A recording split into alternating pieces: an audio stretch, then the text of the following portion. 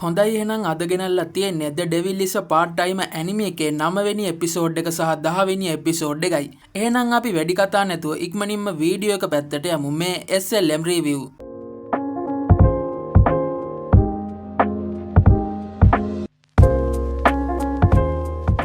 ඉතින් රිකයි එමිලියයි කමාසුකි මැක්ඩොනල්ඩ් එක ළඟට ඇවිදගෙන එනවා. නමුත් ඔවුන් එතනදී දකිනවා මැක්ඩොනල්ඩ් එකට අද පාරිභෝගිකයෝ අඩු බව.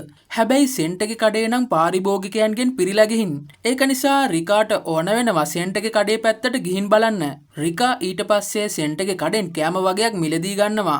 සෙන්ට් එකේ කඩේ මැනේජර් මෙතනදී ඉතිරි මුදල් දෙනකොට රිකාගේ අත අල්ලනවා. ඒකත් එක්ක රිකා නම් බය වෙනවා. මොකද මේ මිනිස්සයාට තියෙන්නේ හරිම අමුතු හැසිරීමක්. කොහොම හරි මේ තුන්දෙනා ඊට පස්සේ කඩේ වාඩි වෙලා සාතන් ගැන කතා කරන්න පටන් ගන්නවා.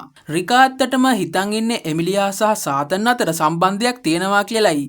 නමුත් එමිලියා මේක තරයේ ප්‍රතික්ෂේප කරන අතර සාතන්ට ගොඩක් කැත විදියට බනින්න ගන්නවා. මේකත් එක්ක තමයි මේව ඇහුණ කඩේ හිටපු අල්සියල්ට හොඳටම කේන්ති යන්නේ. ඇත්තටම අල්සියල් සෙන්ට් එකේ කඩේට ගිහින් එයාලා ගාව තියෙන සල්ලි නාස්ති කරන්න කැමති නැහැ. නමුත් සාතන්ගේ දැඩි ඉල්ලීම මත තමයි අල්සියල් මේකට කැමති වෙන්නේ. ඉතින් සාතන් මේ ගැන හිතමින් අල්සියල්ගේ තොරතුරු ලැබෙනකන් බලාගෙන ඉන්නවා.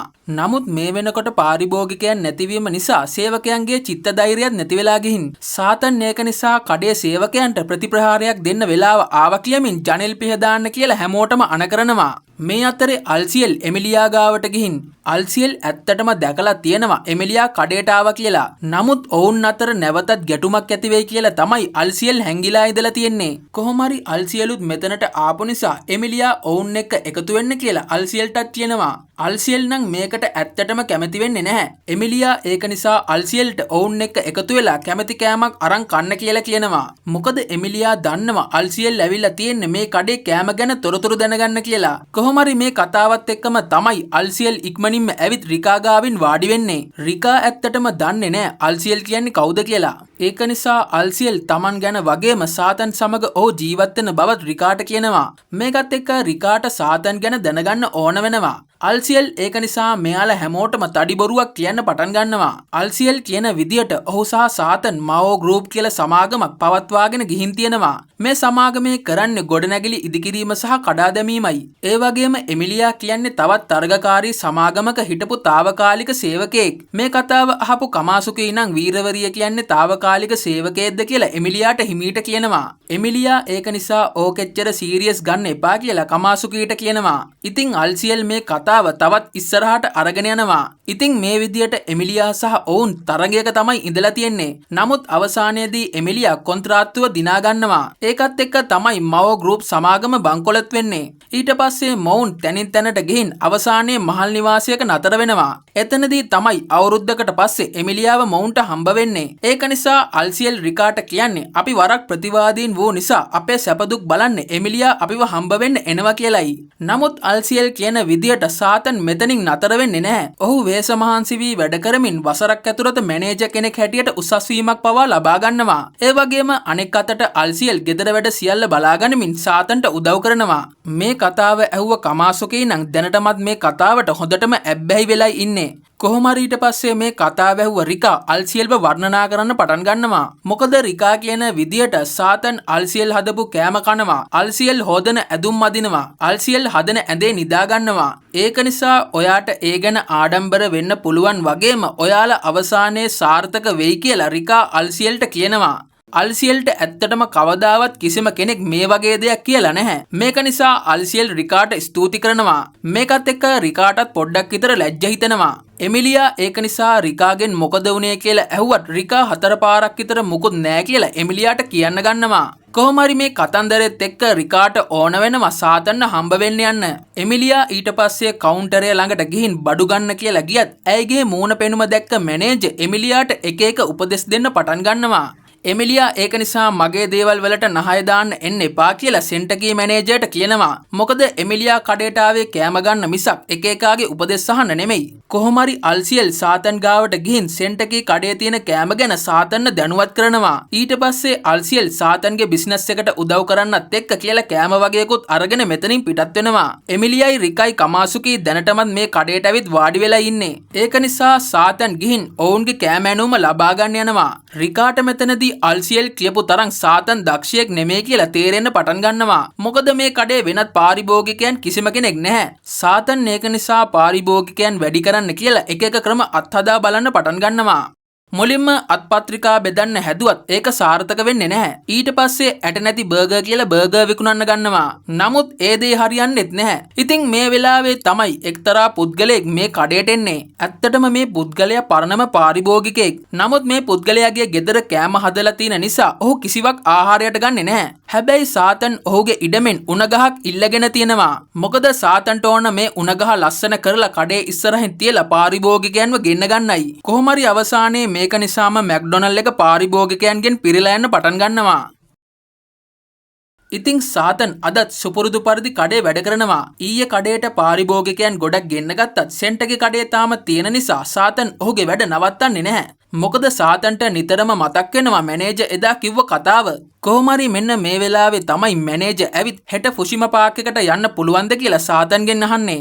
සාතන් ඒක නිසාම මේකට සෑහෙන බය වෙනවා. නමුත් ඇත්තටම මැනේජර්ගේ යාළුවෙක් ඔවුන්ගේ කඩේ වැඩ කරන්න දක්ෂ සේවකයෙක්ව ඉල්ලලා තියෙනවා. ඒක නිසා තමයි මැනේජර් සාතන්ගෙන් මෙහෙම ඇහුවේ. සාතන් කොහොම හරි මේකට කැමති වෙනවා. චීහොටත් සාතන් එක්ක යන්න ඕන වුණත් මේ කඩේට ඉල්ලලා තියෙන එක සේවකයෙක් නිසා ඇයට සාතන් එක්ක යන්න බැරි වෙනවා. සාතන් ඊට පස්සේ රෑ කෑම කන ගමන් මේ ගැන ගෙදර අයටත් කියනවා.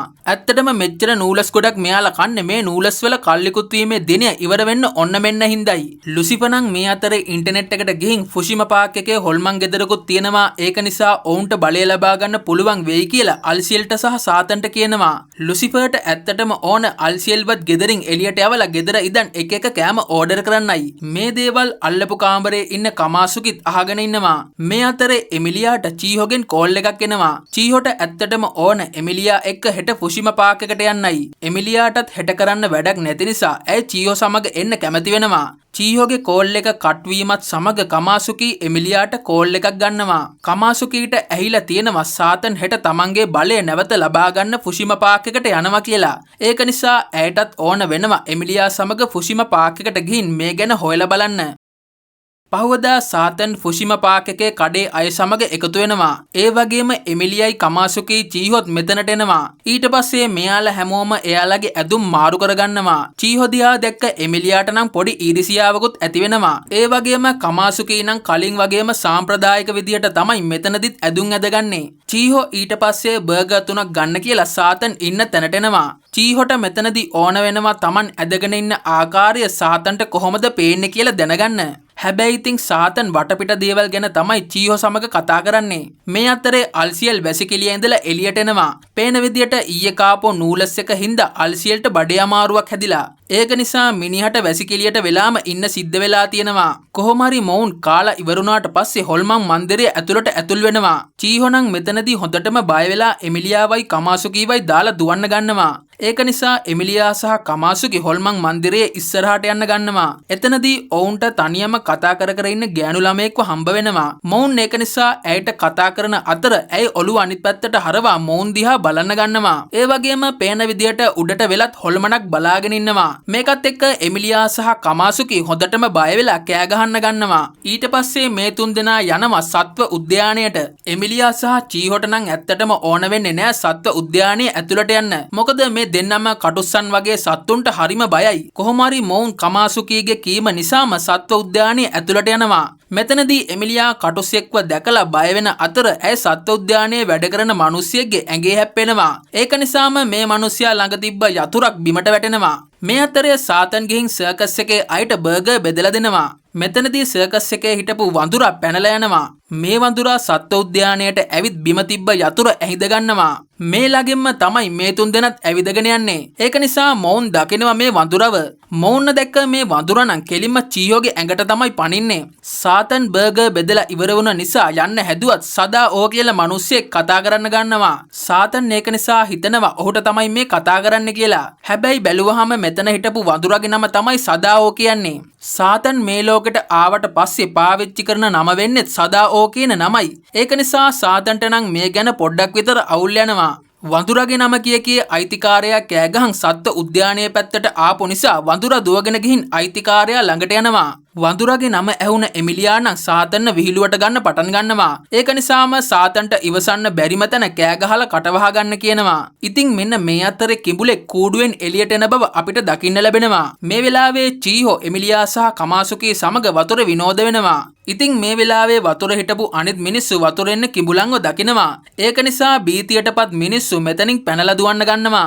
මේ සිද්ධිය සාතනුත් දකිනවා. ඒක නිසා සාතන් කිඹුල් ඉන්න පැත්තට ඇවිදන් යන්න පටන් ගන්නවා. පේන විදිහට මිනිස්සුන්ගේ බය හමුවේ සාතන්ට ඔහුගේ බලය නැවත ඇවිත්. ඒක නිසා සාතන් කිඹුලන්ට නැවත ඔවුන්ගේ කූඩු වෙත යන්න කියලා අණ කරනවා. මේක දැක්ක කමාසුකීටත් හිතාගන්න බෑ යක්ෂ අධිපති මිනිස්සුන්ට උදව් කරන්නේ ඇයි කියලා. මොකද ඔහුට ඕන නම් මේ අවස්ථාව ඔහුගේ වාසියට උනත් පාවිච්චි කරන්න හැකියාව තිබුණා. කොහොම හරි විනෝද වෙලා ඉවරුණාට පස්සේ මොවුන් සාතන්ට සමුදීලා කෝච්චියෙන් ආපසු නගරයට එනවා. කෝච්චියෙන් බහිනවාත් සමගම කමාසුකේ නිල් කොණ්ඩයක් සහිත පුද්ගලයෙක්ව දකින අතර ඔහු තම පියාපත් දෙක එළියට ගන්නවා. චීහෝ කතා කරපු නිසා කමාසුකී ඇය දිහා බැලුවත් නැවත කමාසුකී අර මිනිස්සයා දිහා බලන විට ඔහු ඒ වන විටත් පිටත් වෙලා ගිහින්. ඉතින් සාතනුත් මේ වෙනකොට ගෙදර ඇවිල්ලා. හැබැයි අල්සියල්ගේ බඩේ අමාරුව නම් තාමත් හොඳ වෙලා නැහැ. මෙන්න මේ වෙලාවේ තමයි කොරියර් සර්විස් එකකින් නැවිත් මෙයාලගේ කාමරේ බෙල් එක ගහන්නේ. ලුසිව ඒක නිසා ටක් ගාලා මේක ගන්න කියලා දුවන්න හැදුවත් එතනම වැටිලා ඔහුට දුවා ගන්න බැරි වෙනවා. ඒක නිසා සාතන් තමයි මේක ගන්න යන්නේ. බැලුවාම මේක උරුෂිහරාගේ නමට තමයි ඇවිල්ලා තියෙන්නේ. අල්සියල්ට නම් මේකට ලුසිව එක්ක සෑහෙන කේන්ති ගියත් බඩේ අමාරුව හින්දා ඔහුට වැඩි වෙලා ඉන්න හම්බ වෙන්නේ නැහැ. ඉතින් මෙන්න මේ විදියට තමයි අද වීඩියෝ එකත් අවසන් වෙන්නේ. එහෙනම් තවත් අලුත් වීඩියෝ එකකින් නැවත හමු වෙමු.